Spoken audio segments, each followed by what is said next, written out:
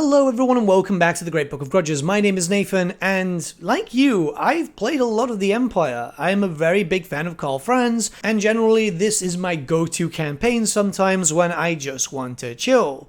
The problem is that right now the Empire is in a pretty tough spot. Between the vampires of Sylvania, Festus up north, the invasions from Norska, hell, even just some sort of rebellions every now and then, Azag, there are a lot of threats. Now, baseline, the Empire is fine, in all honesty. Yeah, they need a few mechanics here and there, and today I want to talk about a possible mechanic. One thing that can solve a lot of problems for the Empire, and also do something that Creative Assembly likes to do, which is recycle. You see, a lot of mechanics from my Total War saga, Troy, bleed over into Warhammer. We've been seeing that a lot lately, and it's a good thing. The team behind Troy was actually very good in implementing new mechanics for Total War, which would definitely help. So what type of mechanic am I actually talking about? Well, that would be religion, and let's provide some context first. You see, the Empire worship a multitude of different gods. It's not just Sigmar. Sigmar is the head of the pantheon,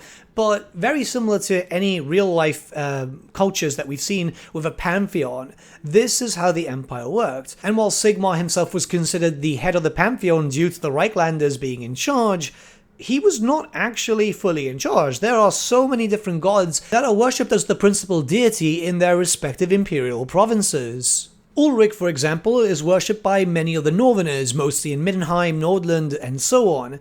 Then we've got Tal, who's worshipped in Beckland, and it does vary from time to time. Obviously, the passage of time also kind of fluctuates as which god is the most popular or not. The problem is with Total War Warhammer is it's not really represented. Everyone just kind of shouts Sigmar, Sigmar, Sigmar, and you've only got the influence of Sigmar, which is a little disappointing from a lore perspective and a possible gameplay perspective, as there's so much that could be done to make the Empire truly unique and to give them a little boost of strength too. So now enter a Total War Saga Troy, which has a religion mechanic. So as you know, the ancient Greeks did have a rather large pantheon. All of it is not represented here, which clearly makes sense, or else it would be a gigantic type of mechanic, but they've got some of the main deities here, and what you do here is you pray to them, and by praying to them you can get buffs for your faction, you know, faction-wide, stuff for your armies. All this stuff is really good flavor, in all honesty. It's something that, again, a Total War Saga of Troy did really well.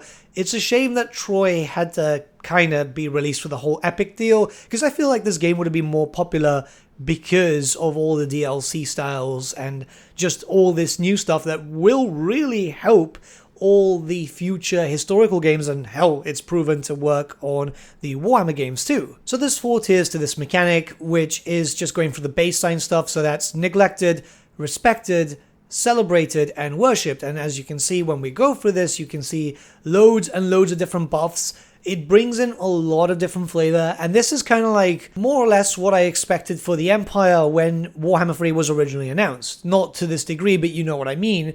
And when I saw this with Troy, I actually mentioned it in a video back then that this would be perfect for the Empire, as it adds in a lot of flavor. It adds in some buffs, and it allows you to kind of roleplay worshipping a specific god, which would work out incredibly well in the future should we start getting more elect accounts, because we're all kind of hoping for that, right? We're all hoping for different elect accounts from all the provinces, so we can get all the really fun miniatures and play as our favorite Imperial province. We can already kind of do that anyway with mods, but I know a lot of people do prefer that officially.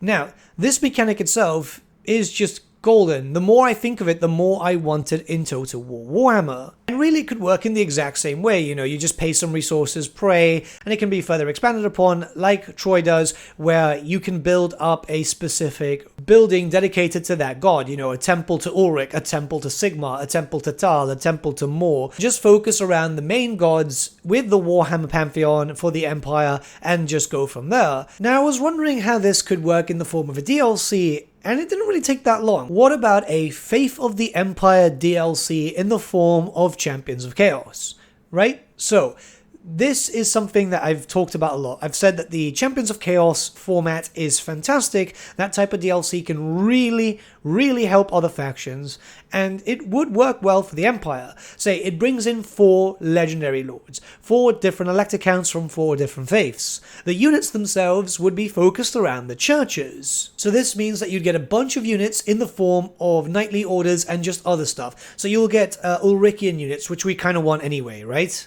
Tallites, you know, if there's a building to worship Moor, we'd get the Knights of Moor and anything associated with it. The idea is just to have a bunch of different religious units, so it's not just Sigmar, Sigmar, Sigmar, and more Sigmar. The legendary lords would vary, but again, focus around the different elect accounts, and obviously Boris Todbringer as an FLC, because, well, nobody's paying for Boris. He's already there. He just needs a proper voice actor and quests, and he's done. The units would ultimately be a lot of reskins, just like the Champions of Chaos, barring probably some different items and weapon choices for different knightly orders, but it would bring in the variety that is kind of needed, right?